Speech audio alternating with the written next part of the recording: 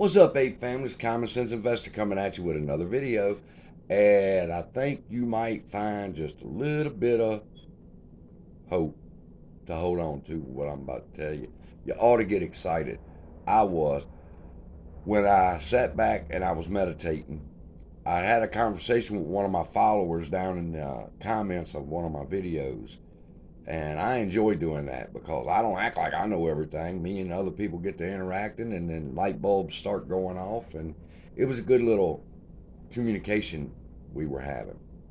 He brought something interesting to mind, and I had to go back and investigate and see what some of this stuff was about.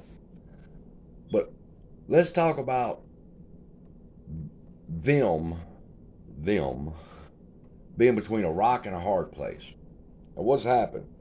Well, as of right now, I don't know. I don't subscribe to Ortex, but I guess I could go look up Fintel, huh?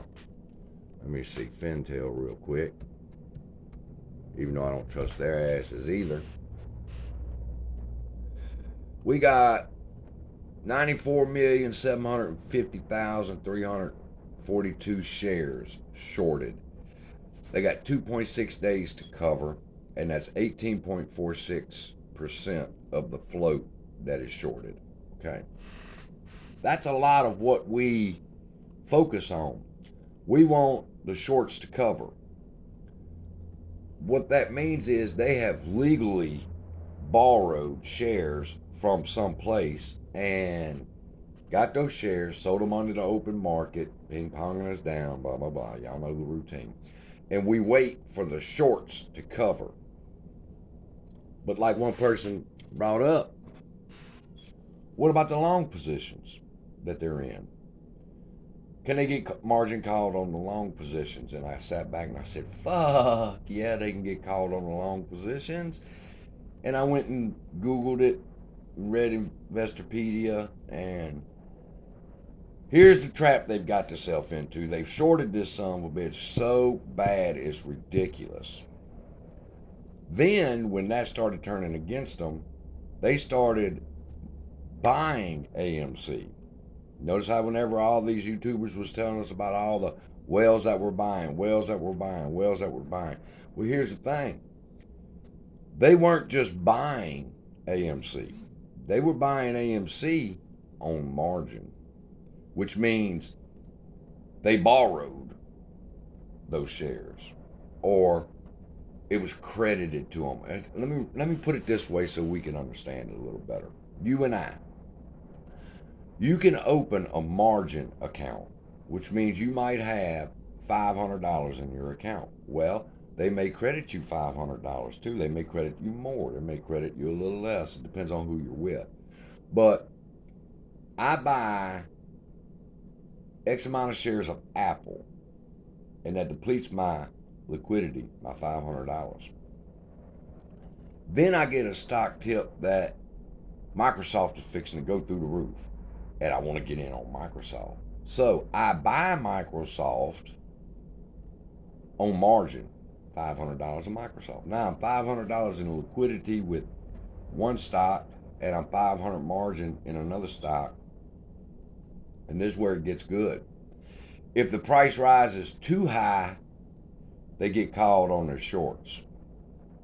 If the price drops too much, they get called on their margin call of where they were credited those shares. Now, we hear about it a lot, but we don't make the connection, is that all over the stock market,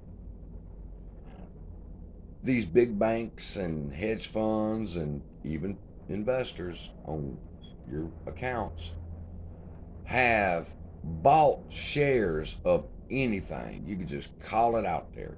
In Tesla on margin, and Tesla's falling, going through the floor. They're going to get a margin call saying, hey, you remember them Teslas that we gave you the money for that you bought? Yeah, well, we need that money back. You know, they're not looking for physical shares perhaps, but they need the money because I bought $500 in Tesla that I didn't have, and now Tesla's cut in half.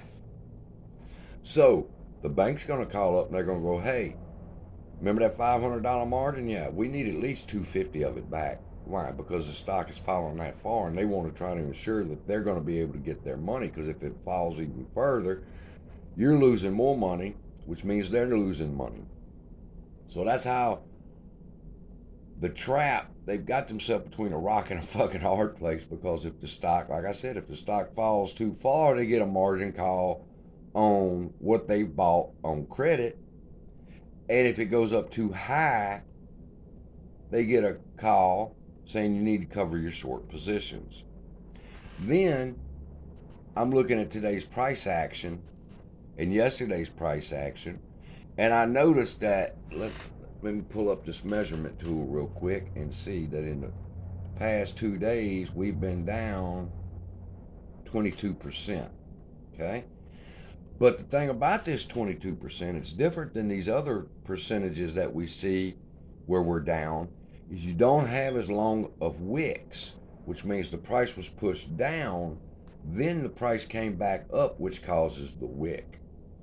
Which means they tried to push it down, and somebody said, oh, that's too far, back up. And then the next day it starts going down. They say, oh, it's too far. Start pushing it back up, and that's where these long wicks are coming from. I'm also seeing, YouTubers can argue about anything, but I would call both of these two hammer candles, which means it was pushed down really far, came back up. The wick is longer than the little bitty box that shows you that it's went up just a little. But here's my point. They're fucked. I don't think there's any way of pulling this shit out of the hole that it's in as far as the whole stock market, because they propped it up for fucking ever. And now, hey, remember when you bought them 6 million Microsoft on margin? Yeah, we need this much money to keep that position open for you. See, they can keep the position open, but they're going to need some cash to make sure the bank does get their money. So I'm sitting there and I'm like, this is pretty good. This is kind of like middle ground between where they've shorted it in the 30s, then they bought it and it's falling down on them. They're screwed, people. They're screwed. One more thing I want to bring to light before I close is I went back and looked, and we had pretty nice little step ups, and then the run up that happened on a Wednesday. So it's not necessarily any particular day, not Fridays, Mondays, and Tuesdays. Wednesdays when the rip happened. So it could be any day, but I do anticipate it to be pre and post market. And like pre and post market is what we need to be paying attention to for the next couple of days, because the chickens are coming home to roost. I love y'all. I always forget. Please like, subscribe, and set your notification bells if you like my videos. And GME's back over 100. That's good. And I was so encouraged when you seen my video this morning. All the meme stocks curled up at the same time. That's never happened, or it's been a while. I'm gonna go back and see if I can find another time where all that's happened. It might probably be around January 27th. But I'm on top of it. I'm looking into some things for you. Just be rest assured they're stuck between a rock and a hard place. Too high up, cover your shorts. Too far down, cover your margin call. Love y'all, and I'll see y'all in just a little bit. Oh, and look down in the comments and see that the Shiba burn list. Watch a video for us, because we're working with the Shiba Army trying to bring their supply list down, or supply down, with using burn videos, which means YouTube's going to pay me for that video being viewed, and I'm going to take that money, turn it into Shiba, and send it to a burn wallet so we can bring the supply down. Oh, and I bought me some Shiba today too, with the change that I had left over from buying more AMC. That's always been my strategy, and I stuck to it today. I love you, and I'll talk to y'all later. Bye-bye.